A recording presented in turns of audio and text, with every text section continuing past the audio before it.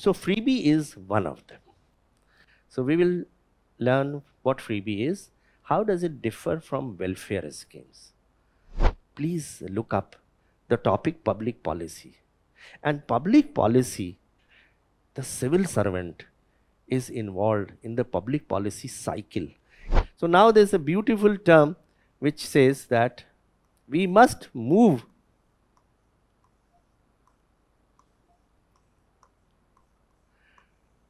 from ecology to ecology. Eco is environment. Ego is self-importance.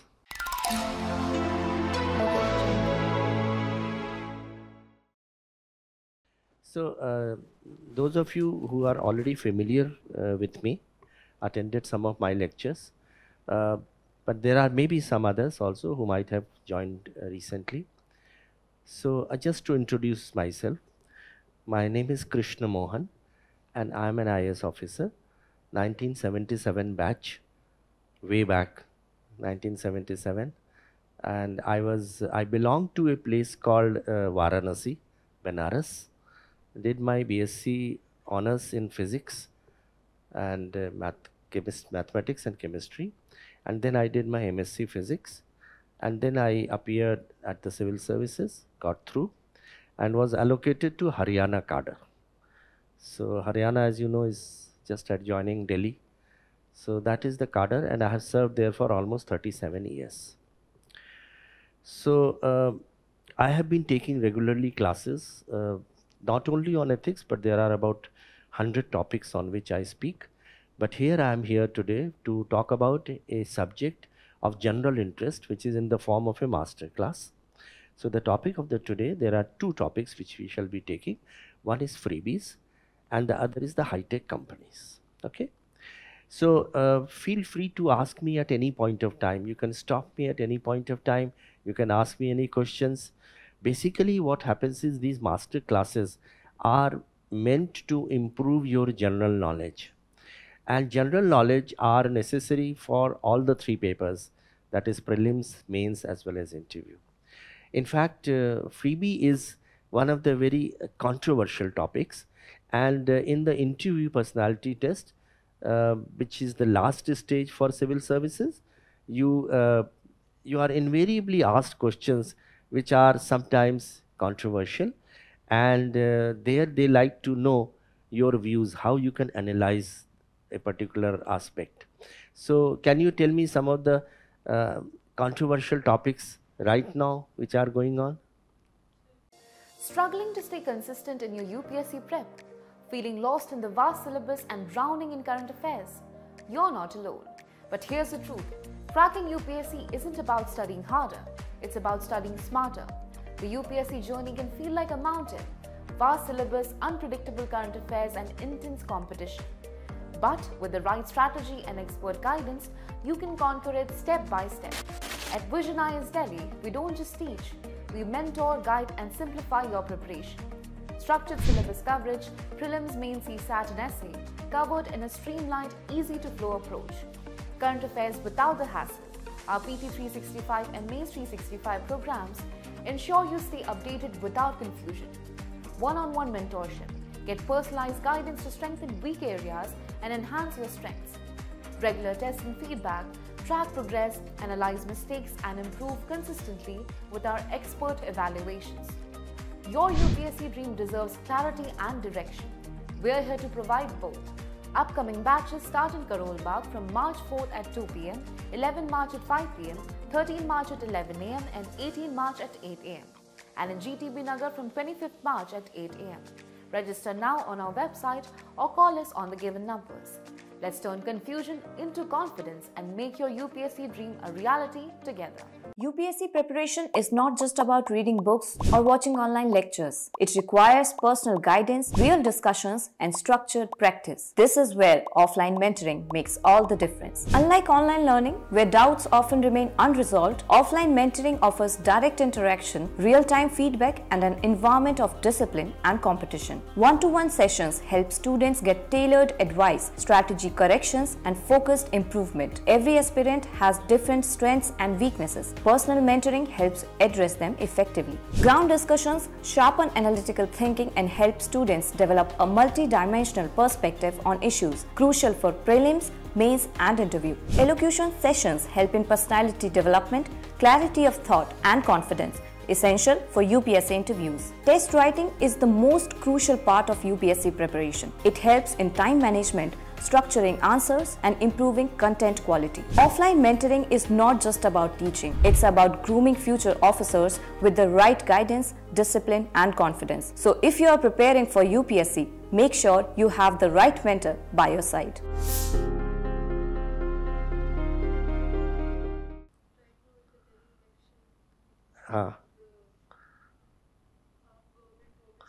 Correct. Correct. Correct. So that was a controversial topic, and that was a freebie. So yeah.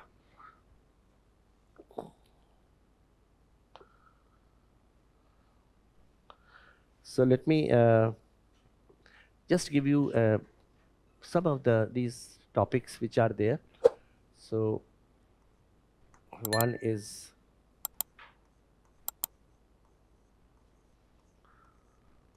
freebies. Can you name some other controversial topics now? Yes, correct. Personal Data Protection Act. Yeah. Personal.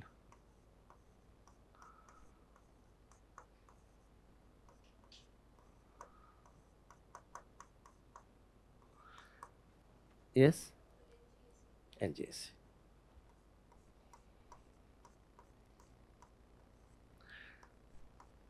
What? And these are the topics you must prepare. And there are different schools of thought. There are different viewpoints. There are pros and cons. So the controversial topics are basically to test whether you can think while sitting on the chair where you are getting interviewed. Name some other topics. Okay, I'll tell you.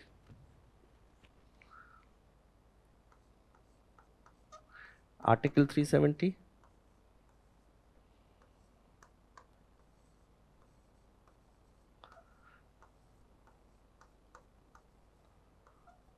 Same-sex marriage.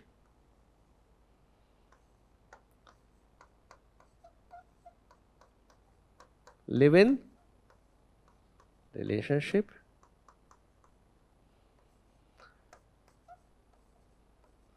Marital rape.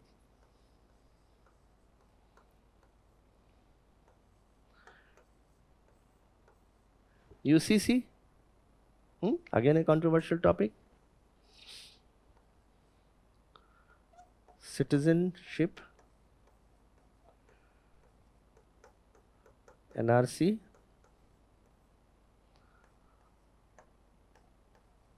Something typical to UP. Okay, Worship Act, correct.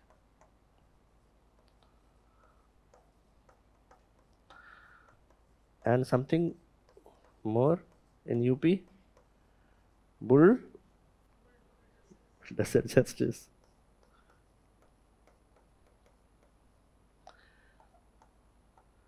Police encounters.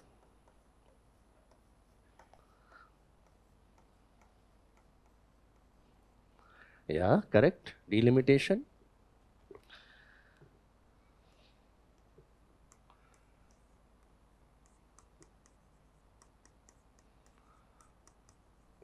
What else? Wakaf, yes, Wakaf property.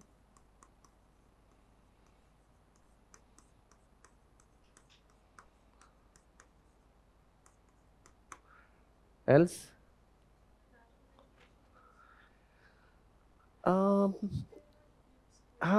Okay, if you can put it there. The normally this is not so much of controversial, but anyway, national education policy. One nation, one election. Correct.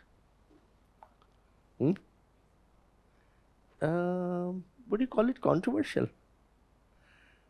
We want to achieve the status of a developed nation by 2047. Perhaps that will not come into controversy. Any others?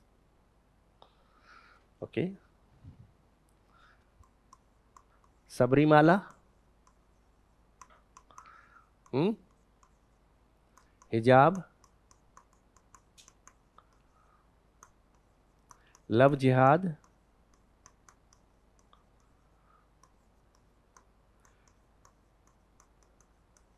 Period leave? Surgical strikes?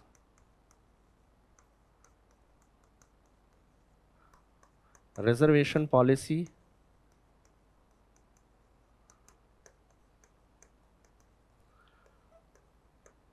Adultery?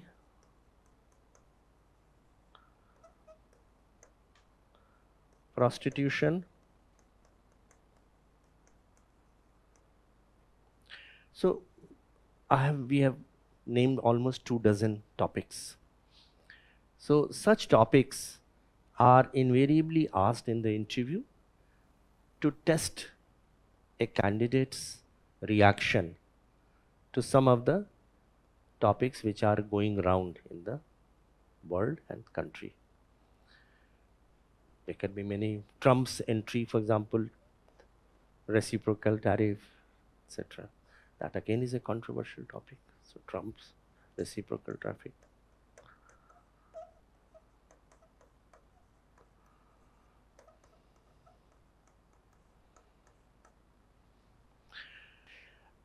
Construction of separate toilets for girls. Now, this will not come under freebie. It is something which is a welfare measure, isn't it? So you have to differentiate between the freebie and a welfare measure. Okay. There are many others. We will just now discuss them. Shall I wipe it out? You have noted it down. These are the things which you must prepare. The freebie is just one of them. But you must prepare these important topics which will definitely enhance your capacity to meet the interview panel. Okay. So just to say, freebie, Personal Data Protection Act, NJAC, Article 370, same-sex marriage, live-in relationship, marital rape, Uniform Civil Code, Citizenship, NRC, Bulldozer Justice, Worship Act, Police Encounters, and then we have delimitation, Waqf property, National Education Policy, One Nation, One Election, Sabrimala, hijab, love jihad, and then period leave, surgical strikes, and then reservation policy, and adultery and prostitution, reciprocal traffic. There are many others, but what I am only trying to say is that while preparing for all the three, you must go through these important topics which are so-called controversial. Shall I proceed to the next? Okay.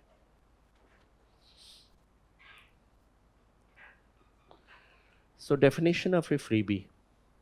Essentially, freebies refer to goods or services provided by the government to citizen at no cost. Free. That is why it's freebie. So at no cost, when you provide a service or goods, you give saris. For example, in southern India, saris were distributed by some, laptops were distributed, mobiles were distributed. So these are the freebies. The RBI has defined freebie as a public welfare measure such as that is provided free of charge. So it's a public welfare measure. It is a public welfare measure, but it is free of cost. So the examples include free electricity and water. For example, in the AAP government, up to a certain limit, they provided free electricity and water. Public transportation, for example, you provide that for senior citizens or for handicapped or for women, the travel in the buses shall be free. Farm loan waivers, so the loans taken by the farmers for agricultural production, you waive those loans. You say that we will clean the balance sheet. Whatever loans you have taken, they are all waived. And this was started off by one of the chief ministers in Haryana. His name was Chaudhry Devilal. And he started waiving off all agricultural loans. And then others also followed. So it is like it's like a disease. If one government does it, others also are forced to do that. And that is why, and at whose cost? At whose cost? The cost of the public. Because all of you pay the taxes. And ultimately those taxes are used. That is why the word fiscal prudence was there, whether it is not or not. Now, another, for example, the word fiscal prudence, I will, again, another controversial topic which is there is called prohibition. What is prohibition? Prohibition. Prohibition is a general word, but it is typically used for some other purpose. What is prohibition? A district? Ban? Yes, it is a ban. Prohibition is ban, but it is used for in some context nowadays. Prohibition. It is also provided in the Directive Principle of State Policy. Now tell me. Prohibition of what? Come on. Which gives rise to domestic violence also. Alcohol, liquor. So prohibition is the imposition of a ban on the sale of liquor. And which state has done it? Bihar. Gujarat, it is already there. Haryana did it and then had to withdraw it. So prohibition also, sometimes it is termed as, prohibition, bracket mein, of liquor, but generally we call as prohibition only. The word which we use is the phrase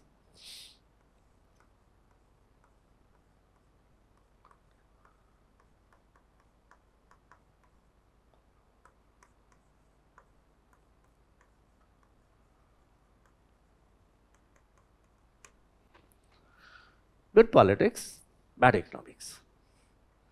Good politics because you talk about concepts like that liquor destroys homes, it leads to domestic violence, people come in under intoxication of liquor, they beat up their wives, they snatch money from them and spend it for liquor. So the children go hungry, the families suffer.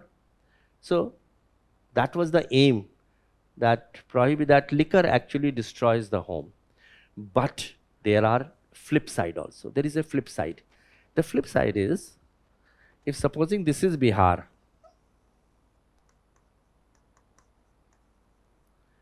Bihar is not existing in its own.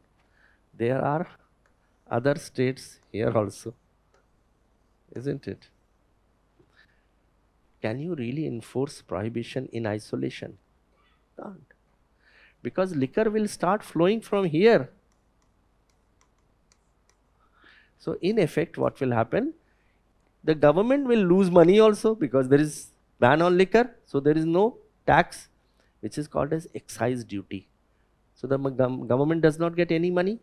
The money goes to the pocket of the black marketeers and the mafia.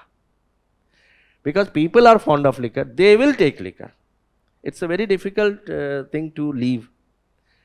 Liquor and smoking, and drugs. So people will take liquor. So therefore what will happen is that sometime spurious liquor will come. Spurious means mixed with methanol, and so it is adulterated liquor. So that will give rise to health problems also. So therefore, that is why it said it is bad economics, but good politics. One is able to get votes because you get to the votes of the women folk. They feel very happy. Oh, At least now we will be able to save money for our children, for our family. So this again is again a controversial topic, and many times we ask questions on this. Okay, so coming back where we were, freebies. So it is important to note that a concrete so the fourth one was laptops, household appliances. It is important to note that a concrete legal definition from Election Commission is still an ongoing debate. So Election Commission is also thinking what can be termed as a freebie, because ultimately they enforce the election law and a model code of conduct is to be enforced. So they are still debating what can be called as freebie, because what has happened is, as you said, AAP government did it and the BJP also followed. So it's like an infectious disease. One person does it and the other also follows it. So difference between welfare schemes and populist freebies. Welfare schemes are designed to address fundamental needs of the people, and they promote long-term social and economic development. So the welfare schemes are basically to meet the needs of the people, and they are long-term generally. So they often focus on healthcare. Can you give an example of healthcare? Come on, tell me. Yeah. Okay, Ayushman Bharat.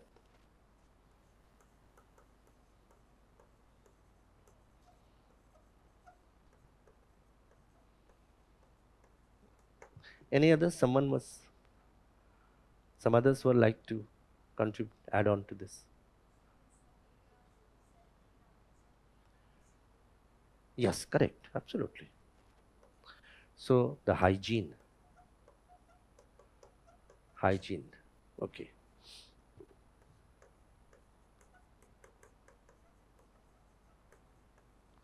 Correct. Need, that is the need. What else? प्रधान मंत्री सुरक्षा बीमा योजना, ठीक है.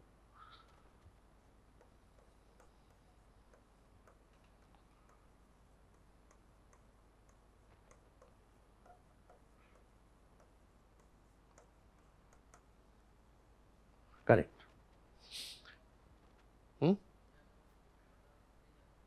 जन औषधि, ठीक.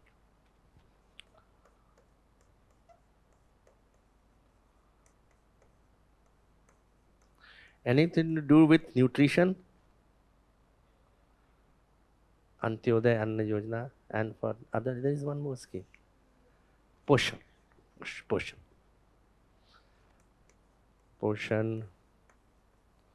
Antyodaya. So these are healthcare. Education. What is in education? Tell me. Yeah, correct. Midday meal.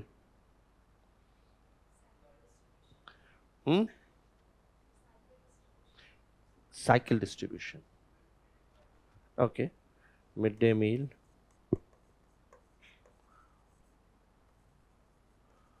Cycles. Student. Okay.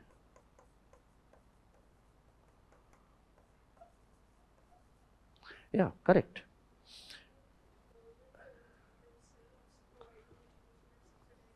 Yes. Yeah, absolutely. Subsidy on education. In fact, the program RTE itself, where it is provided free of cost, between what age groups? 6 to 14. So that again is something which is the need. Can you tell me who was that lady who was responsible for bringing about RT in Pakistan? Malala, who was a Nobel laureate. She was responsible for enforcing RTE. And there was another person in India who was responsible for child rights. So both of them they shared their Nobel Prize. Food security. So public distribution system, PDS, and employment generation, Manrega. So these schemes are generally seen as investments in human capital. So the welfare schemes are essentially for human capital. Constructing toilets for women, that again is a need. Women in the rural areas, I do not know how many of you come from rural areas, but you know that women in rural areas, because there was a paucity of, there were no toilets, they had to wait till sun sets to go out in the fields, for their daily requirements. And that caused many health hazards. So therefore, construction of toilet for women was again a necessity, again a need. It was a welfare measure. So it was not a freebie, it is a welfare measure. So you must understand the difference between a welfare measure and a freebie. So they are basically for human capital and social well-being. That is called as freebie. Human capital, and can you name that economist who laid so much stress on human capital and the well-being? Come on. Yeah? Who was he? Someone was saying something. I heard something. Its name starts, the initials are AS. AS. Amar Sen. Amar Sen laid stress on the human capital. So basically the welfare measures, welfare schemes and populist freebies, the welfare schemes are these. Now populist freebies are short term. They are quickies kind of thing, and they are not interested in so much in long term. They are aimed, for example, it can be to win votes. So they are often short term measures aimed at gaining political favor, particularly during the election cycles. So basically they are short term, gaining political favor. They may not always prioritize the most vulnerable or contribute to sustainable development. So they don't take into account so much the fact that the vulnerable groups, they should be attended to. Their aim is to pinpoint those things towards those sections of society from where they can garner votes. Okay? So that is why it is not, something, the public policy. I do not know how many of you have read some small treatise on public policy. If you have time, please look up the topic public policy. And public policy, the civil servant is involved in the public policy cycle. There is a public policy cycle. It's such an interesting topic. You will be fascinated. A civil servant goes through the public policy cycle. And what is that cycle? There are 6 steps. Public policy cycle. All these things are public policies, isn't it? Whenever you do something for the public in the form of welfare measure or otherwise, it's a public policy. For example, you provide vaccination, COVID-19 vaccination, or you have a public policy of one child norm, or you have a public policy for women, Beti Bachao, Beti Padhao, or Ujjwala, or you may have for senior citizens, you may have for children. So for different sections of society, government of the day forms public policies. And public policies start from that day when they decide to fight elections. A particular political party before they fight an election, they bring out an election manifesto in which they make promises to the people. And when they come back to power, then they convert those election promises into public policies. So public policies, which all of you, when you will become civil servant, you will be involved in all the 6 steps of public policy. One is problem identification. My purpose here of taking this lecture is to have a wholesome learning. Wherever I find that something else is also relevant to this, rather than only sticking to freebie, I would like to go there also, so that you come and gainfully get more information. So one is problem identification. Now what is problem identification? You will become the collector and the people of the area will come, sir, we don't have drinking water, or our village has not been electrified, or there is no road. So they will pose their problem to you. So you as a civil servant will identify those problems. So the first job you will get is problem identification. Once you have identified, say, about 100 problems in your district, then you have to prioritize. You can't solve all the problems in one go. There is a funds, there is a limitation to the funds. So you will have to prioritize that these are important in the first year, second year I will implement this, third year I will implement this. So this is called, as second step is called agenda setting. You have to set up an agenda, which is more important. Okay. Now the third step, once you decide that I have to take care of my district, Narendra Modi saw that many districts in the country, they were not getting adequate grant. They were not getting the benefit of many schemes. So he had to start off a program called as, for those neglected districts, what was the program? Aspirational district program. So the aspirational district program was to take care of those districts which had suffered over a period of time. They were not getting adequate attention or grant. So now, once you have identified the problem, next is agenda setting. You find out which are the most important things required in that district. And once you have done that, then you have to find out various options. How to solve them? There can be many options. Now, for example, supposing the sex ratio of men and women is skewed. Now, you know that in some states of this country, because of the patriarchal society, people only wanted sons.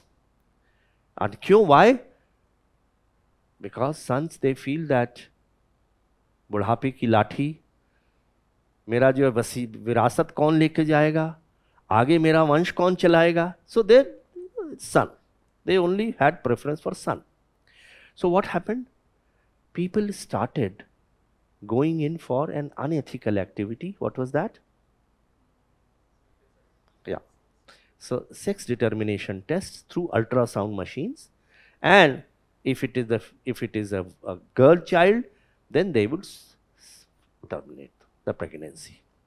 So the result was that women became less and men became more. And so much so, in some of the states of the country, the bridegrooms were not able to find brides. It happened. They had to fetch brides from some other states. So therefore, this was a problem in the society.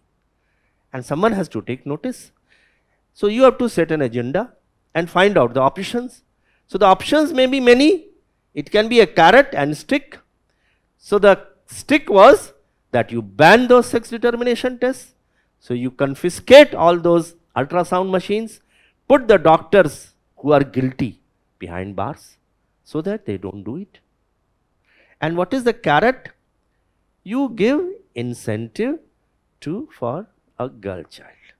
So Beti Bachao, Beti Padhao, you deposit money in the bank account of that girl child, that when she becomes a major, that amount will become manifold, which will be used for higher education or for the marriage.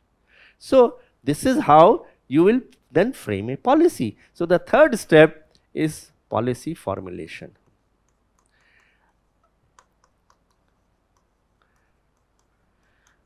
You as civil servant will be involved in all the 6 steps, and that is the beauty of civil service.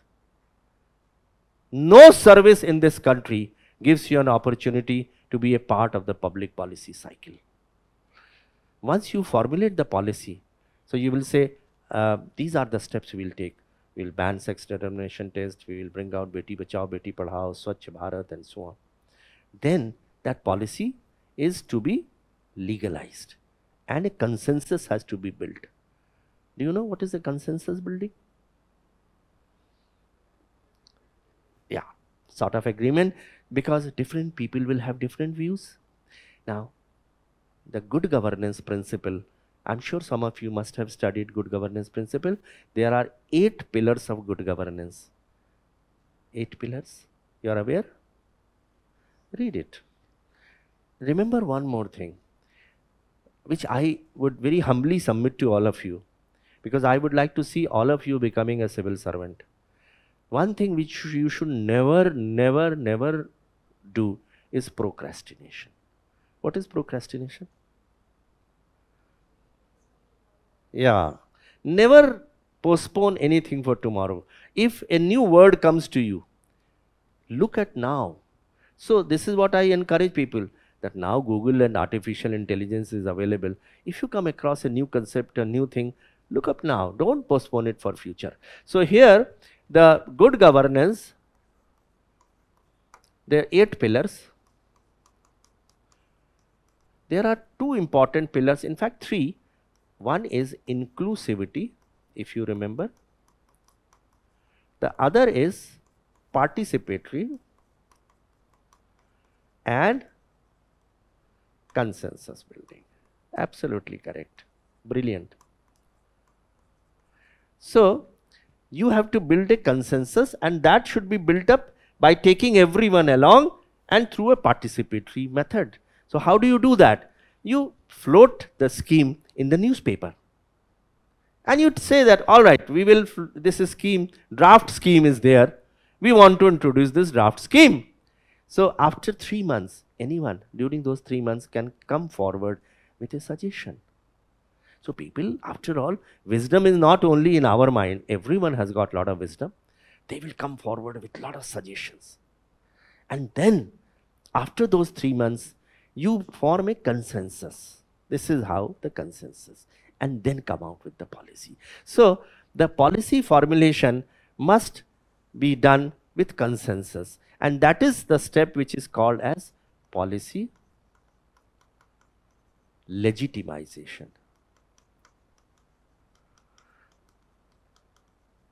So legitimization has 2 parts. One is consensus building. Once consensus has been built, then making a law. It a law. So this step, policy legitimization, includes first consensus building, and then once a consensus has been built, then you have to make it into a law. For example, the PNDT tests, etc., they have to be passed by legislature. So you place it before the legislature and you pass it. Okay? The law has been made. Now the law is to be implemented. So the next step is policy implementation. So this is the next step, policy implementation. Again done by whom? By civil servants. Everything is done by civil servant. Don't think that the politicians run this country. No sir, no ma'am. The country is run by civil servants. Politicians are there definitely because they are very close to the masses. They are the representatives of the people. But they come with a shorter vision. Why? 5 years temporary. So they have a short vision. But bureaucrat or a civil servant, all of you will have a long-term vision. 35 years. A politician will come through the process of election, but all of you will come through the process of selection. That's the great difference. And that is why you have got much greater responsibility on your shoulders to bring about changes in the lives of the people of this country. So a civil servant changes the lives of the people of the country. रात को 12 बजे at 12 o'clock midnight, you will be the collector, you will be sleeping in your home, and suddenly you will get your person will come running to you, sir, a deputation has come from such and such village, and you will go outside. Oh sir, we have floods, or we have drought, or we have this law and order problem, or we have this problem. And then they will look towards you, that you will be their Messiah, the God. Civil servant is virtually a God in the eyes of the public. And that is why public comes to the civil servant, and basically because of 3 reasons. People come to you because of 3 reasons: bhavavash, abhavavash, or prabhavavash. Shraddha bhav hai, they still revere the civil servant, Shraddha bhav hai. Abhav hai, they are lacking something, so उस पूर्ति के लिए आ रहे हैं. किसी को कुछ चाहिए, किसी को कुछ चाहिए, किसी को राशन चाहिए, किसी को एम्प्लॉयमेंट चाहिए, so they will come. And prabhav hai, civil servants wield lot of power. So therefore the next step is you implement the policy, and last is policy. What is that? Exit nahi. Whether it has made the impact or not. A policy must make an impact. So there is another word which we normally use, policy evaluation, which is a review. Okay, so coming back, you as a civil servant, you will be there to carry out the public policies. So the populist freebies are short term. They may not always prioritize the most vulnerable sections. Concerns arise when these freebies play a significant burden on the state finances, because ultimately if you give a lot of freebies, then you don't have so many funds. After all, there is a limit up to which you can tax people. कोई limit तो होगी ना, GST कितना बढ़ा दोगे आप? Has to be limit. So therefore the government resources are very limited. They are very precious. You have to use them very carefully, and that is why nowadays the public policies which are framed all over the world, a new concept has emerged which is called as evidence based public policies, where freebies are discouraged. All over the world, they say the government's resources are very limited. You have to use them very carefully. Freebies, they are to satisfy one section of the society. That is, of giving 2100 to a woman, what difference will it make, and how will you meet so much of money, you see? And it is a kind of a non-productive. Anyway, let us admit it is non-productive. Similarly, farmers also, some people will say that subsidy of 6,000 rupees per annum, what difference will it make? But the amount is huge, isn't it? So if you put that money in some other scheme which is more productive, for example, you construct a factory in a rural area, and that factory generates a lot of employment. So not only employment is generated, but the production is increased, manufacturing activity is increased, so exports rise, foreign exchange comes, lot many things, it's a ripple effect. But freebies don't have a ripple effect. Freebies are not, they are not for socio-economic development. They are just to woo a certain class of people, isn't it? So nowadays all over the world, we are basing our policies on evidence-based policies, but freebies are not evidence-based. Freebies are only this, how many votes will I get from women if I give this freebie of 2500 rupees. So this is how the freebies are generally talks as a negative means things. Welfare schemes are generally regarded as a positive thing. Is it clear? Any queries or any doubts? Preparing on your own for UPSC Civil Services Examination 2026. Do you ever feel lost, overwhelmed, or unsure if you're on the right track? But what if you had a mentor, someone to guide you and provide a focused strategy for success? Mentorship is not just about solving doubts, it's about keeping you on track, pushing you to achieve your full potential. With Lakshya Integrated Mentoring Program 2026, you don't have to navigate this journey alone. From one-on-one mentorship and customized study plans to doubt-solving sessions, make your preparation efficient, effective and goal-driven with unique features like comprehensive syllabus coverage, daily current affairs integration and smart revision strategies. Focus on CSAT preparation and quick revision classes, advanced answer writing sessions, essay preparations and ethics value addition. Digital current affairs premium with vision intelligence for current affairs preparation. Confidence boosting personality test guidance and elocution sessions. Join the program today and take control of your UPSC journey. Batch starts on 31st March. To know more or to register, visit our website or call us on the given numbers. Yes.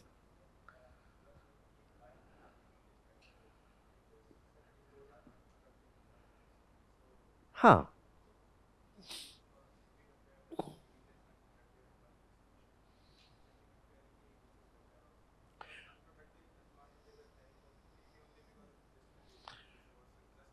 Huh.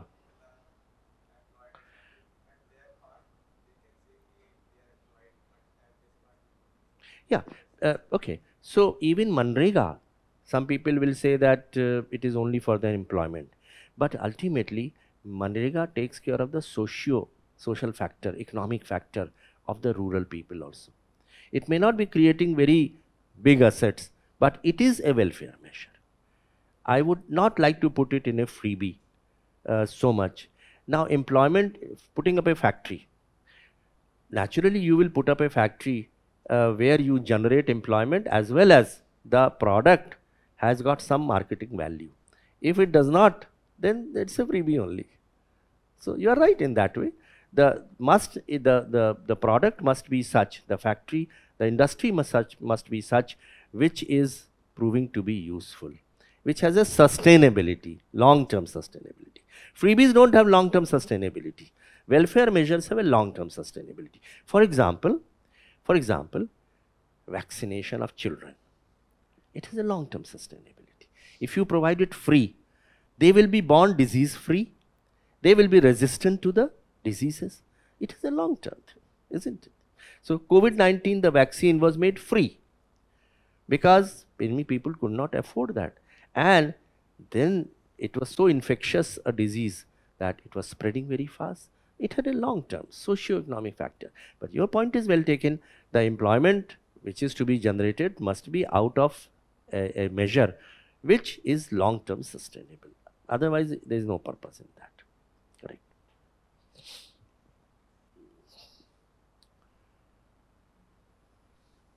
So why the debate on freebie is significant? The debate significance stems from its profound implications for India's, number one, fiscal health. Because lot of money, which is our revenue, income, that goes, number one, to pay off the debts which we have taken from the institutions. So we have very small booty amount which is available. So if you give too many freebies, then naturally you cannot have funds for other important measures, constructing roads, providing power, giving drinking water facility, and all these things, you know, they are so important. Internationally also they are very important. They are reflected in the two goals. What are they? SDG and MDG goals. Okay. So internationally, how India is faring in those SDG goals, that is also important. If internationally they find that India is not meeting the environmental promises which is making, or for health of the women, or women empowerment, or for poverty alleviation, then India cuts a very sorry figure. So India has to worry about those socio-economic measures also. So freebies cut down that money part, because then it is diverted towards non-productive areas. So fiscal health, it can strain the budgets. So it can put a lot of strain on the state budgets. Strain budgets, leading to increased debt. So money has to come from somewhere. If you borrow it from IMF or ADB or World Bank, you have to pay interest on that. So freebies put lot of burden on the state health and reduce capacity for crucial public investment. So, which is more important, like for example, as I told you, law and order, electricity, roads, hospitals, schools, colleges, they are in fact more important. So, which is more important, giving a subsidy or making these institutions which are Ayushman Bharat? This is more important to take care of the health. In fact, that is what Amar Sen said. He said that India should invest more money in the social sectors, education, health. So the social welfare measures, for example, old age people, destitute people, scheduled caste, scheduled tribe, handicapped, because they are our human resource capital. We must take care of that. So therefore, if freebies are allowed, then it is a drain on the government resources. And number two, economic development. So critics argue that freebies can create a culture of dependency. People become lazy. They don't work. घर बैठे आ रहा है तो क्या फर्क पड़ता है, आराम से बैठो, you know. So this people's ability to enterprise, work harder, that ability goes down. Because if everything is given through a spoon, then what will happen? Nobody will work. So the economic development also is hindered because there is a culture of dependency and hindering economic productivity and long-term growth. So people stop working because they say कि अब तो घर बैठे पैसे मिल रहे हैं हमको, why should we work? And resource could be better spent on infrastructure and job creation. Infrastructure is a long term. It provides so much employment. It creates assets which are useful. Construction of one road, say from Kanyakumari to Kashmir, that itself hinders, that itself creates lot of economic growth opportunities. Because why? Tell me. Just construction of one road leads to lot of economic development, lot of employment, and then toll tax, movement of goods across the country, you know. So that itself leads to economic development. So that is why we are having a lot of debate on the freebies.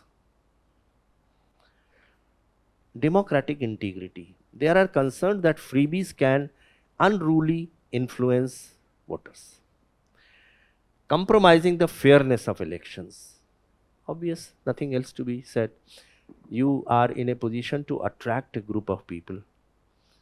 For example, in one election, I will not name that state, that chief minister said he was keen to get garner the votes of the old people. So he gave, old age pensions. That was with a pure aim of that, okay. Though it had a social angle also, but there it was started off like that. Similarly, some people, for example, in order to attract, say, women voters, so you give them saris, you give them appliances, you give them many things so that you can attract them. Prohibition, though it had a social purpose also, but it was also aimed in a way indirectly to garner the votes of a certain section of the society. So what happens is that the democratic integrity is compromised, and then social equity. Some freebies do alleviate poverty, but others may disproportionately benefit certain group. So no doubt it does help to some extent reducing poverty. Can you give example?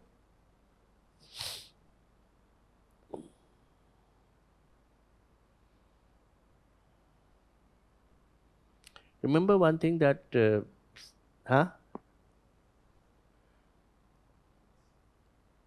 PDS, okay, yeah, PDS is there, definitely. It reduces.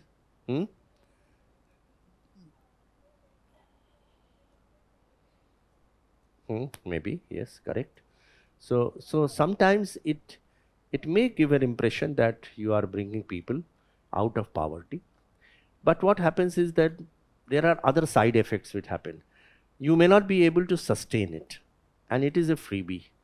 People stop then working for some purpose which may generate economic development. So therefore, freebies also lead to the social equity disproportionately benefits certain groups, and it is not possible to sustain. Some freebies can cause environmental damage like overuse of groundwater due to free electricity for farming. If the electricity is free, what will happen? Farmers will extract more and more water, and it will deplete groundwater. It will lead to environmental problems.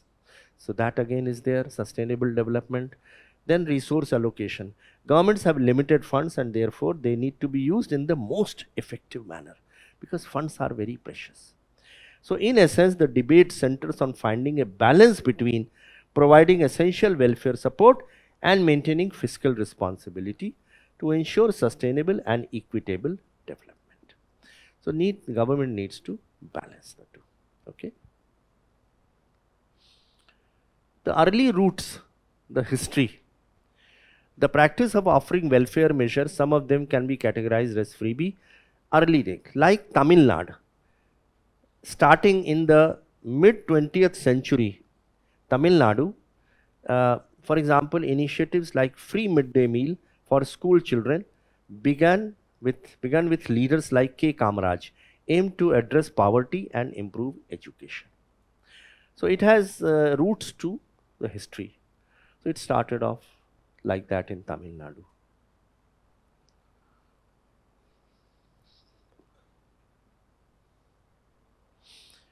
Expansion and intensification. Over time, the trend of offering freebies intensified. It became more and more. Particularly because so many elections were there, state election and the union election, central elections. Political parties started using these promises to attract voters. So the competitive nature of Indian politics fueled this trend, with parties trying to outdo each other in offering as many doles. They are called doles. Doles is something of freebie. So you give doles to the people. Okay? I'll do this for you. You give me vote, I'll do this for you. Okay. So this is how freebies became more and more competitive, and people started feeling if another party is doing it, then we also have to do that. Otherwise, people will not vote for us. Okay. So this became competitive. This competitive nature, freebies have a competitive nature. Nature of India's politics fueled this trend. Is it clear? Any doubts? Any queries? Clear. Modern trends. These are the modern trends. You are all aware about it. Laptops, smartphones, household appliances, debt waivers, direct cash transfers like farmers, or promises of women getting 2100 rupees. The rise of regional parties has also contributed. So the regional parties has also contributed to the spread of the practices, because they often rely on populist measures to consolidate their support base. Regional parties means parties, some of the parties in the south, or party in the West Bengal, party like in Delhi earlier, they are all regional parties. So this trend was very popular with the regional parties. So Tamil Nadu, for example, has been at the forefront of welfare schemes, including free midday meals, distribution of household appliances, subsidized rice. And they have influenced the state's political landscape. Delhi, implementation of free electricity and water, you already know that. Telangana, Schemes like farm loan waivers and financial assistance to farmers, Telangana. Other states, they have also adopted like farm loan waivers, free electricity, cash transfer schemes. So this is becoming now a trend, and it's a dangerous trend. So because the funds being so precious and limited, the government of the day must use evidence, facts and figures to frame schemes which are actually needed rather than anything else.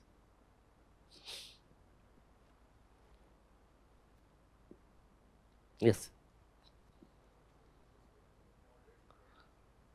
Hmm.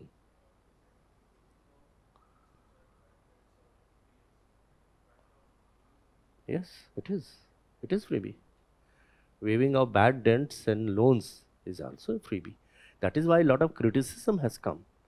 In fact, some people have criticized this fact that the constitution of bad bank also. Bad bank, you know what is a bad bank? Bad bank is created to take over all the NPAs of other commercial banks.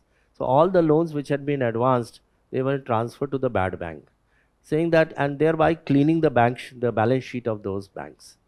So it was now responsibility of bad bank to recover those loans. But the point which you made is about waiver of those loans. Definitely it is a freebie. Whether it is a big industrialist or a small person, if you waive the loans, it is a freebie. Because the scheme which was there in the person, if he gets encouraged that I have got this loan waived, tomorrow again he will take a loan, if possible, maybe not in his own name but someone else's name, and again get it waived. This is what happens. For example, let me give you one more example. There is a scheme. Now you can, again, it's the line between a welfare scheme and a freebie is very, very thin. Slums. The slums, people come and squat on government land in the form of jhuggis, and after some years they sort of become permanent, and if they have to be removed, then the government comes forward with a scheme. Those who are sitting there, we will give them a plot of land and a loan, grant, but you shift from here. So what they do, they get that plot, they shift, and again sell that plot, and again put a jhuggi somewhere else. So it leads to a vicious cycle. So one freebie can lead to another freebie and another freebie.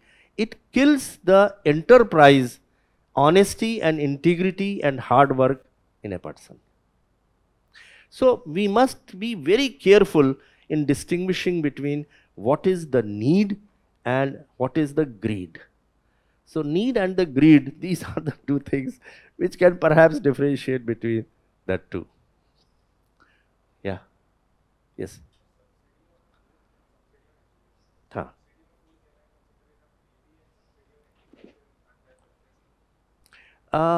Actually, again, as I said, the line is very thin. The subsidy on food grains may also be sometimes a welfare measure. For example, if there is starvation, if people are starving, they are not getting, the price of the food grains has gone very high. So then subsidy has to begin, otherwise they will die. So there it becomes a welfare measure. Okay. But if it is a well-to-do person and you give subsidy, for example, gas subsidy. Now LPG gas, those well-to-do people, they were also availing of the gas subsidy. And that is why Narendra Modi came forward and he said that voluntarily you leave this subsidy so that it can be used elsewhere. So actually, frankly speaking, it's very difficult to distinguish between a welfare measure and a freebie. In one situation, it is contextual, depends on the context. If for example, people who are migrated, laborers from UP and Bihar, they had gone to Maharashtra, Karnataka, Kerala, they were doing work there. And then COVID-19 struck, they did not have any work for 2 years. Now they will die if you don't provide them free food grains. So there it becomes a welfare measure. But if it is a well-to-do person and you still provide that thing, it will become a freebie. So it is actually contextual. So one has to understand the political parties must exercise that caution and responsibility to distinguish between what is a welfare measure and what is a freebie. Huh. Hmm.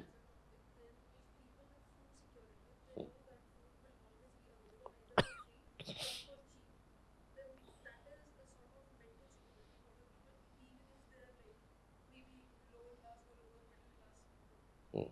Hmm. Hmm.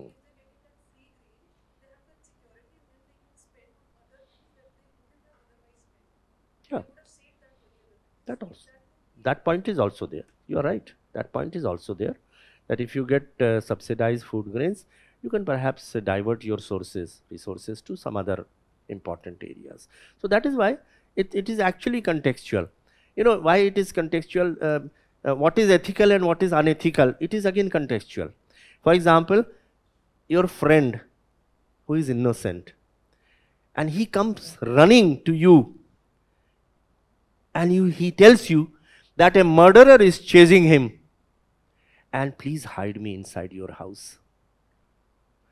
So you hide him inside your house and now that murderer comes and he asks you at the door, is that fellow there inside? Now ethical, one theory will say you have to tell the truth. But if you tell the truth, your friend will be killed. He will go inside and he will murder that fellow. So here, even though telling a lie is wrong, but in this case, telling a lie would become ethical. You will say, I don't know where is. But you are saving your friend who is innocent. So it is contextual. Many situations it will become a welfare scheme, many situations it can become a freebie. So all the point of view which you have made very relevant, and therefore this prudence is required at the level of the people to decide.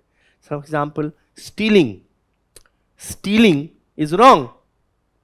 Not only wrong, it is a criminal act. It's a crime. But if a person, his wife is on deathbed and she's about to die, he doesn't have the medicine. He is very poor. He neither has money nor the medicine to save his wife. And he goes and steals the medicine from a shop. Now stealing is unethical, criminal. But in this case, stealing will become ethical because he will be able to save the life of his wife. So it is all contextual. The GS4 paper which you will study as a part of the mains paper, GS4, deals with this only, ethics. So freebie and welfare sometimes overlap, and it is left to the wisdom of the people to decide what is a freebie and what is a welfare scheme. So there are some judgments, you can go through them, not a problem.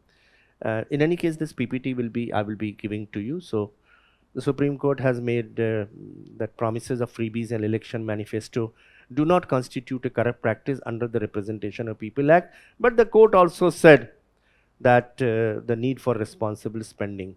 So they said that the promises of freebies in election manifesto does not corrupt practice. So he was basically, the Supreme Court was talking about corrupt practices. But he said, Supreme Court said that one has to be ethical. So the public funds need to be spent. So sometimes what happens is, the law and ethics, they go simultaneously. Sometimes something may not be illegal, but it can be unethical, isn't it? So, for example, sometimes if people are unethical, laws have to be made. For example, can you give me an example? People become unethical and a law has to be made. Any example? I'm sure there will be hundreds of examples where ethics run this country, the world. The world is run, the society is run on ethics. But sometimes people become unethical. So a law has to be made. Okay, prevention of unfair means in the examination. Dowry, domestic violence. It is unethical to beat up your wife. But since people were doing it, a law had to be brought in. It is not correct to drive your car at a very high speed because you will run over pedestrians, accident. But people were not doing it, so a law had to be brought in the Motor Vehicles Act. It is the job, duty of the children to look after their parents in old age, but they were not doing it. So what had to be done? Come on, what was done? Parents were being neglected by children. They were sent to old people's home. Old age homes, they were sent. घर से निकाल देते थे बच्चे माँ बाप को. So government had to bring in a law. It is called as Senior Citizen Maintenance Act 2007. So many times unethical activities lead to formation of law. And when the law is framed, then people become ethical. Isn't it? So one has to become ethical because now there is a penalty. If you take dowry, there is a penalty. If you carry out domestic violence, there is a penalty. If you cause sexual harassment of girls at workplace, there is a penalty. So the law sometimes forces people to become ethical. And sometimes, since people are not ethical, law have to be framed. So therefore, the court said this, and then PIL on freebies was filed in 2022. Supreme Court concerned and expressed concern and shown that they are concerned with the welfare measures and fiscally damaging freebies. So Supreme Court very much concerned about these things. Is it clear?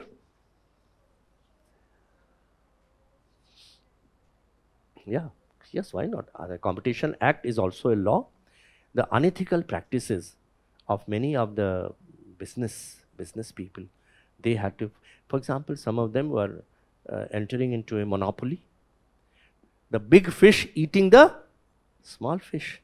What is this tendency called? There is a word for that. It's called predator. The predatory tendencies. This happened in one of the mobile companies. Not Apple. Come on, in India. Jio acted as a predator. It reduced the tariff to such low levels that almost the competition was over. People had to close down their shops. Only two survived, Vodafone and Airtel. And then after some, and since Jio had very deep pockets, lot of money, they could survive that. But in the bargain, people were wiped out. So that is unethical act. So Competition Commission of India's responsibility is to ensure that there is a competition and people don't have a monopolistic tendencies. So categories of freebies can be like free electricity, water and public transport, you know that. So there is a subsidized electricity for household and farmers, free water supply to residential areas, free or heavily discounted public transportation in buses, etc. Their impact is, it can reduce the financial burden on low-income households, may lead to overuse and inefficient resource consumption, and can strain the finances of the state-owned utility companies. What is utility companies? The power companies. Because if you provide free electricity, then and similarly if transport companies, if you provide free transportation, it is going to affect their profitability, is it not? Railways, for example, you provide free travel. So again it will impact upon the profitability of railways. So it can strain the finances of state-owned utility companies.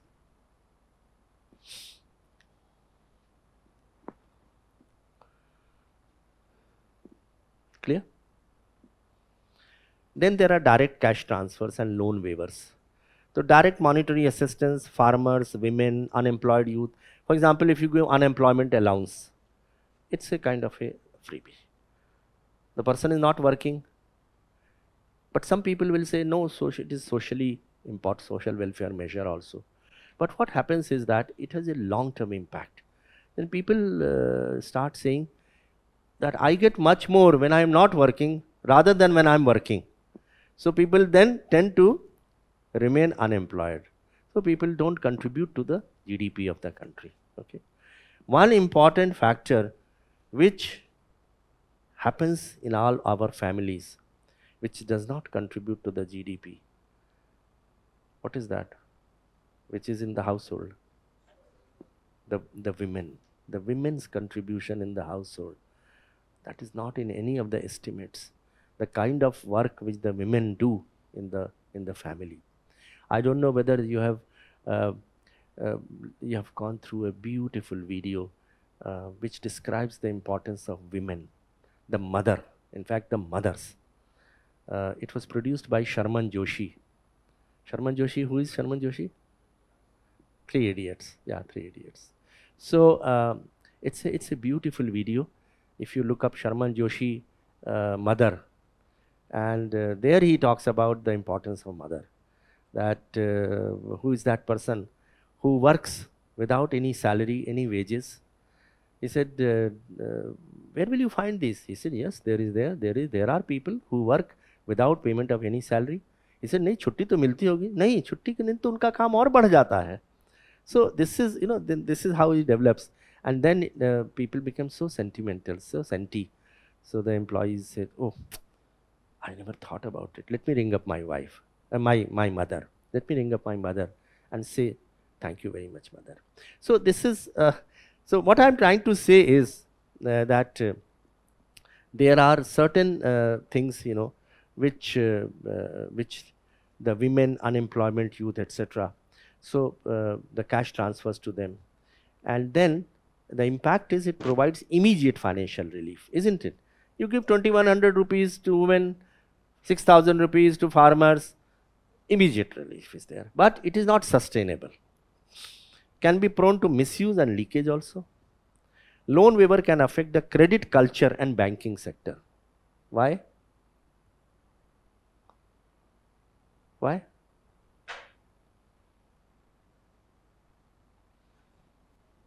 Yeah, NPS will increase and people will move away from the habit of repaying the loans. They will say if it is going to be waived, they will not make any effort in being productive, hard work, so that the payment of the loan can be done. So people will not. So the credit culture will also go bad. And then there is subsidized food and housing. These schemes provide for essential commodities at below market prices. It is also used sometimes. In fact, kerosene oil, if you remember, it was subsidized. I don't know whether you have seen those days when kerosene oil used to be given. We all used kerosene oil. LPG came only very later. We were all using kerosene in our stoves, and kerosene was subsidized. People used to then sell kerosene at a black marketing prices. Even now, some of the people who get free rations, there are reports that some people then sell it in the market rather than, and they get huge amount of rations under the Prime Minister's scheme. So subsidized food grains through public distribution system, subsidized housing for low income families. So this, I was telling you about the Jhuggi dwellers, that Jhuggi dwellers get houses and then they sell off those houses, earn a lot of money and squat another Jhuggi at some other place. So it gives rise to many such, I would say, maladies or wrongdoings at the hands of the people. It encourages those. That is why freebies are generally discouraged. One should not enter into, because the value of money must be recognized by every one of us. If a child does not learn the importance of money, then he or she is likely to use it, without any attention. The hard work which the father has put in or mother has put in earning that money. So if everyone is free, getting free, then we will not realize the importance of that. Impact is, it addresses food security and housing needs, can be vulnerable to corruption, which I was telling you, inefficiencies. People will enter into corruption and create a large financial burden on the government. Then there are free gadgets. You are already aware about laptops, tablets. I don't have to give you, these are given. And then they aim to bridge the digital divide. Laptops, mobile phones may not always be the most efficient use of public funds. Giving laptops free or mobiles free may not be the correct use of the public funds. And sometimes I remember those were the days when computers were given to officers, and they did not know how to operate the computers. Government office, senior government officers, and they used to then play games, video games on that. They did not even know how to open up their email account. So they will give their key to their PA, and the PA used to do everything, open up the email also, password also, everything. So therefore all of you must learn, go deep into the information communication systems. I'm sure all of you do that, but the sustainability of the schemes are sometimes questionable. Which schemes? The scheme is free gadgets. So the sustainability is questionable. These types of freebies are often used as election promises. And then upliftment of marginalized sectors. So proponents argue that freebies provide essential support to the vulnerable population, like those living in poverty, rural areas. So we are talking about arguments in favor of freebies. So some people argue in favor of freebies also. So they say that they play an important part in the upliftment. They can help alleviate immediate financial burden, and they give lot of good access to the food, water and electricity. So water is subsidized, drinking water is subsidized, electricity is subsidized, like in Delhi. So they argue that those who are vulnerable group, it helps them.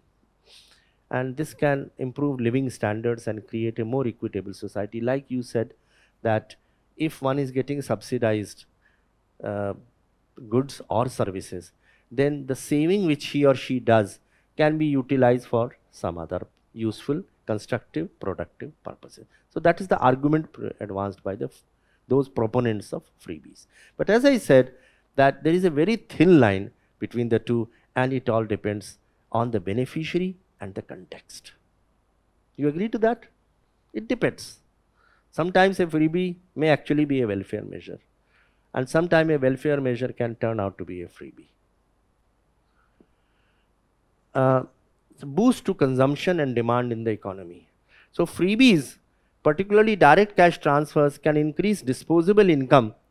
The point which you were saying, that if you get some freebie, then you get some disposable income in your hands, some cash, which can ultimately be used to boost the economy, the growth, economic growth. Because if you have some money available to buy clothes, to buy something, it leads to economic growth. So freebies in a way also lead to economic growth, as given by some proponents of freebie. You know something? There is a group of people called minimalist. Who are they? Who are minimalist?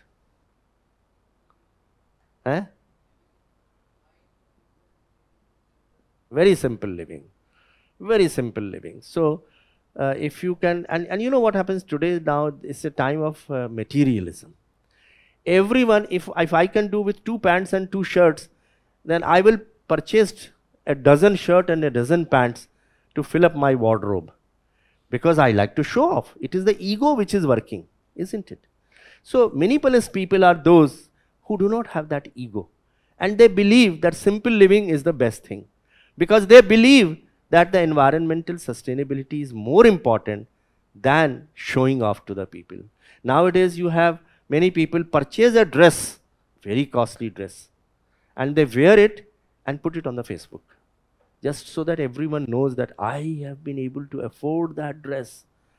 It boosts your ego. And that is why nowadays there is a beautiful slogan that this is what should be done, because ultimately the way the natural resources are depleting so fast, water for example, every shirt, every trouser, every cloth, when it is manufactured, it requires water.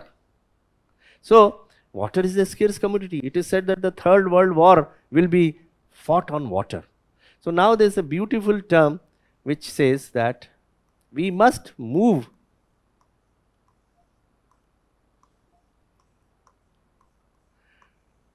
from ecology to ecology. Eco is environment. Ego is self-importance. So we must, minimalist people, they are transitioning from ecology to ecology. Okay, so Dreaming of an All India rank? Your journey to UPSC Prelims success begins with accuracy, and it starts now. Prelims isn't just about knowledge, it's about precision, strategy and the ability to make the right decisions under pressure. That's why Abhyas Prelims is more than just a test series. It's a battle of accuracy where every attempt sharpens your edge for the ultimate challenge, the UPSC Prelims. With our rigorous 3-test series, you don't just practice, you train. Every test refines your approach, every mistake strengthens your strategy, and every score brings you one step closer to your dream rank. Accuracy is the difference between clearing and crumbling. That's why our simulated tests mirror the real UPSC Prelims, recreating the pressure, the ticking clock, and the tough choices. You'll learn to think fast, eliminate smartly, and strike with precision, so that when the real test comes, you're already prepared to conquer it. With precise insights, measurable progress, and performance tracking, you don't just take tests, you perfect your approach step by step. Every test refines you, every attempt makes you stronger, every mistake takes you closer to mastery. Challenge yourself, sharpen your accuracy, and claim your All India rank with Abhyas, being conducted offline in 100+ cities. Register today and claim victory tomorrow. Test dates start from 6 April, 27 April, 11th May, from 9:30 am to 11:30 am for General Studies and 2:30 pm to 4:30 pm for CSAT.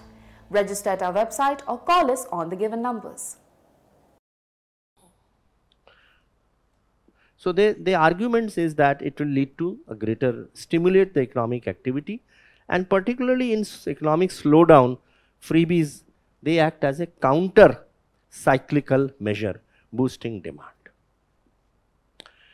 Bridging the inequality gap. So India is having a lot of disparities. So they say that those who are vulnerable sections of society, they need to be brought up so that the gap is bridged. So they say that freebies helped in bridging that gap, redistributing resources and reducing those inequalities. So by providing essential goods and services to those who need them, freebies can level the playing field. So it becomes a level playing field. And they can be seen as a method to provide a more even starting point, isn't it? And then political commitments. So political parties often include freebies in their election manifestos as a way to demonstrate their commitment to social welfare. So they argue that these measures are necessary to address the needs of their constituents and fulfill their promises. So from a political standpoint, these freebies are often very popular amongst the voters. So if every time people go and woo their voters, they promise that once we come to power, we will do this thing to you, and people are attracted. So many would argue that the government has a social responsibility to provide for the poor. So freebies are, in this way,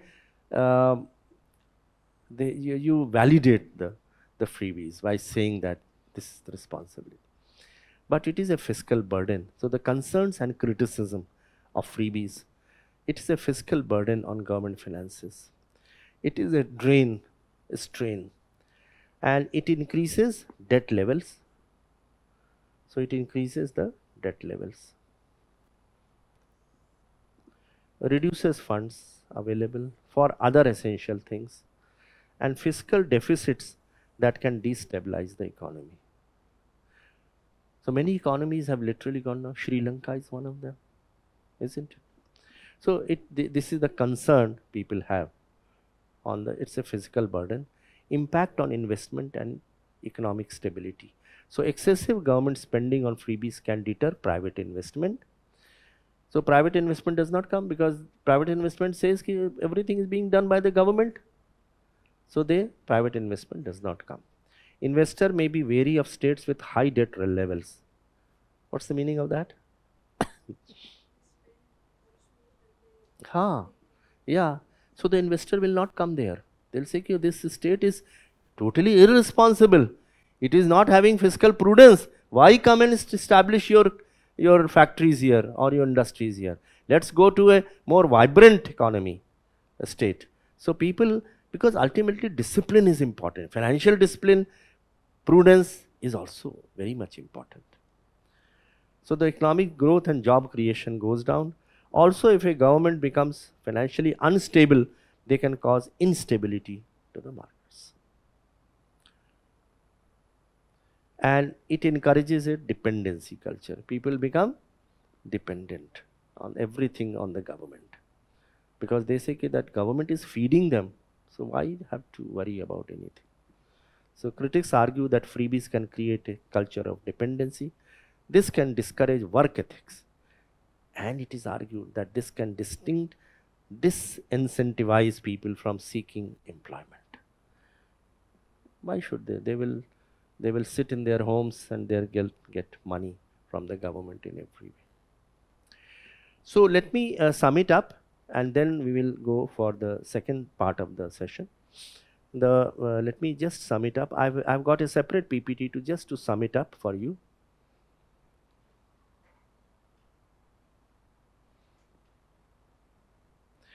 So this is just a sum up. Why in news? Freebies. Recently, Supreme Court questioned whether freebies are fostering a parasitic, you understand? A parasite. So parasitic lifestyle amongst the poor and discouraging them of the will to find work. This is what the Supreme Court said. That it will encourage people to become parasites. Parasites means for everything they will depend on the government. What is meant by freebies? Although there is no precise definition of freebies, Reserve Bank of India has defined as a public welfare measure that is provided free of charge. These are in the form of promises made by political parties during elections and have now become an integral part of the politics. So welfarism versus freebies. Welfarism is rooted in constitutional duty. It includes sustained efforts like food security, jobs. So food security is PDS, jobs is Manrega, and education, health support, Ayushman Bharat and other free vaccination, free medicines, free education, all these things. On the other hand, freebies are short-term handouts, for example, free power, water, debt waivers that lack sustainability. It distorts market and credit culture and discourage work as per the Supreme Court. So this is the difference. I'm just summing it up for you. Is it clear? Any doubts you can ask me. So this is multiple approaches to welfarism. There can be many approaches. One is charity approach. Charity approach focuses on input, not outcome. Needs approach focuses on input and outcome to meet needs. And rights-based approaches focuses on process and outcome for realizing rights. So rights can be, for example, right to education, right to services, right to employment, isn't it? So charity approach recognizes moral responsibility of rich towards poor. What was that Gandhian principle which talked about this thing? Rich have a responsibility to the poor. They all are repository, whatever they earn, the capital belongs to the poor and they are trustees. So individuals are seen as victims, focuses on manifestation of problems. This is the charity approach. The second is needs approach. It focuses both on input and outcome, recognizes needs as valid claims. What can be the example of needs? Tell me. And what is charity and what is right-based? Example, just an example. Needs approach. Yeah, sanitation, food, correct. They are the needs. Charity is like freebies only. Rights is like right to education, right to services. People have a right. So this is the individuals are objects of development interventions, focuses on immediate causes of problems. So needs approach, education, food and supplies, poverty alleviation programs, employment, and rights-based approach, right to services, right to education, right to health. So recognize the rights as claims towards legal and moral duty bearers, and we must empower our people so that they are in a position to have those rights. Okay. So this is the multiple approaches to welfarism.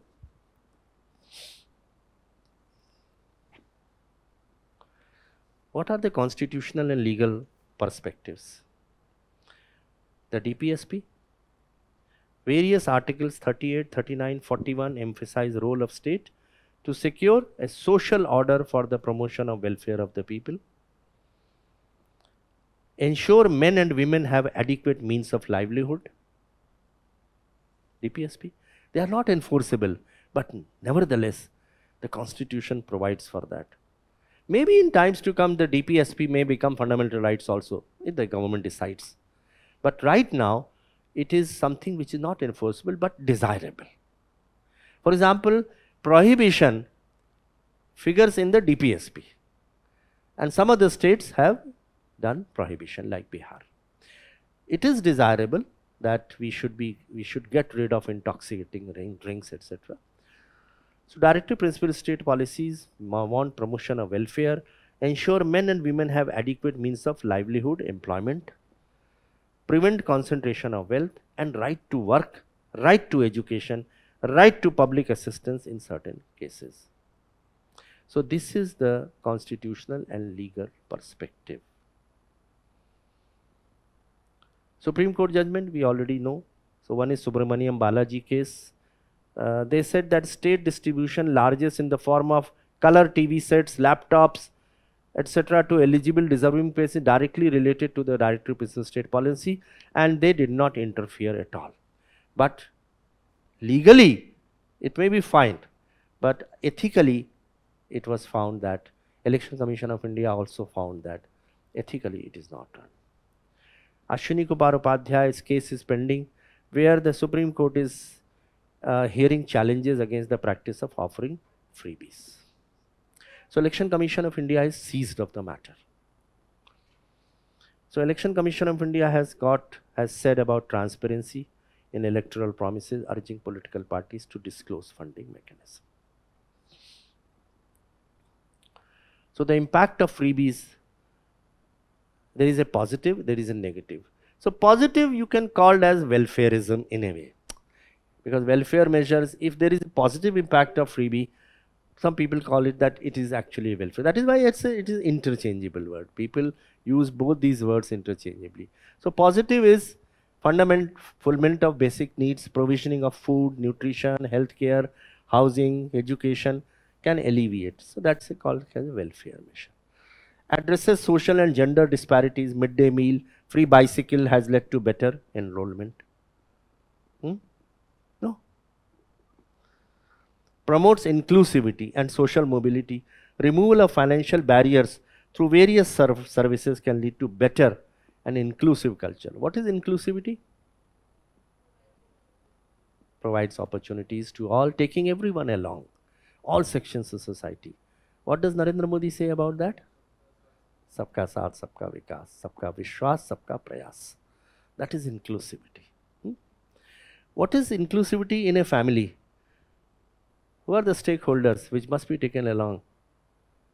Parents, grandparents, children, brothers, sisters, domestic servants, drivers, all the people, they must be taken along. And in a workplace, the scheduled castes, the scheduled tribes, the handicapped people, all these people need to be taken. So that is basically inclusivity. So that helps. If it is a welfare schemes, it promotes inclusivity and social mobility. For example, scheduled caste, you have a reservation policy. So that again is a kind of welfare measure.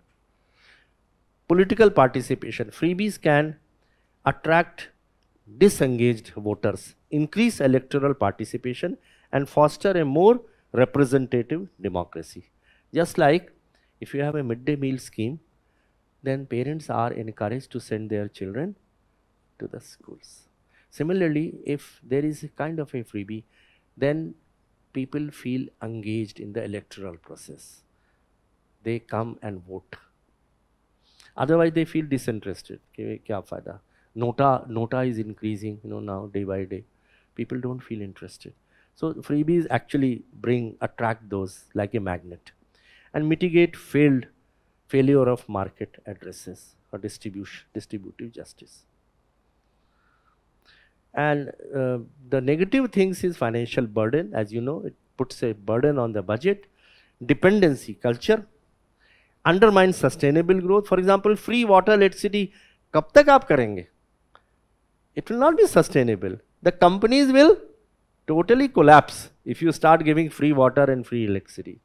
So, depletion of groundwater, wastage of resources, burden on future generations, the power plants, everything, they will go awry. And politics, it is temporary only. If you have freebies politics, it is temporary. And undermine market. So this is the impact of freebies. Steps to be taken, some policy reforms, so fiscal prudence, debt management. We should exercise fiscal prudence. That is buddhimatta, buddhimani. We should use every penny with a lot of prudence. And debt management. Debt is never a good thing. If for example, Sri Lanka takes too much of debt from China, it is lost into the debt trap. And therefore, one should always, freebies lead to such kind of things. It leads to debt trap. So prioritize sustainable welfare measures with sunset clauses. What is sunset clauses? Some time limit, correct. Maintaining fiscal discipline, prevent leakages and corruption. So subsidies must reach right people without leakage or corruption. What is the measure which has been taken, some of the measures to ensure there are no leakages?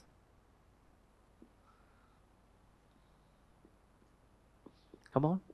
One measure, if you can tell me, which is the most, digitization, correct. So it is DBT, direct bank transfer. And direct bank transfer has been ensured through another financial inclusion scheme. What is that? What is that financial inclusion scheme of the government? Jan Dhan Yojana, absolutely.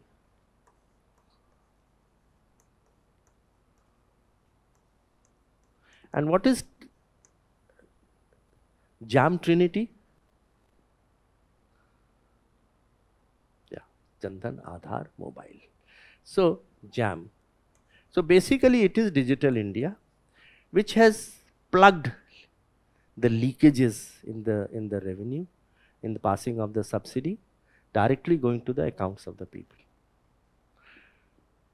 And expand insurance coverage. It can act as a safeguard mechanism, especially during vulnerable sections, COVID-19 for example. So it acts as the measures for insurance for those times which are called as rainy days. And then of course build political consensus. We must come together to build a political consensus. Otherwise every political party will do its own way. And there is a role of election commission which is important in this case.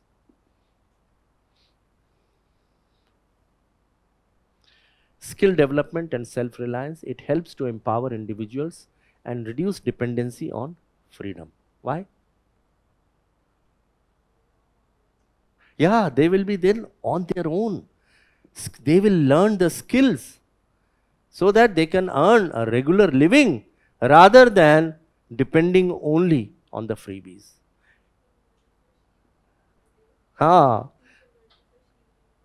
Absolutely correct. Beautifully said. So this is how the skill development and self-reliance, and voter awareness, educate voters about long-term consequences of free. So that is again that voters should be educated, that not to be misguided by these freebies. They should vote for the best party, the best candidate, rather than one who is offering the freebies. And judicial oversight. So expert committee consisting of members of Niti Aayog, RBI, Finance Commission can be formed to assess the assessment of freebies. Again, what is this thing, part of good governance? Tell me. This suggestion that we can form committees comprising of members, it is basically participatory. You see, government, the governance is too serious a matter to be left alone to the government. Governance is too serious a matter to be left alone to the government. There are two other important pillars, entities, which must join hands with the government to ensure governance. Which are they? So governance must be done by, one is government, other is civil society, and third is stakeholders. Farm laws failed because the civil society and the stakeholders were not consulted. So governance should not be done only by the government. They must take into along the other two, that is civil society, and that is called as participatory. So this particular committee should be constituted. Learning from global example. Sri Lanka's 2019 tax cuts as per election promises led to significant revenue losses, snowballing into financial collapse. Similarly, Venezuela also had a lot of freebies, led to economic crisis. So freebies invariably, it is not sustainable. It may be only for a brief period. That is why it should have a clear sunset. Clear?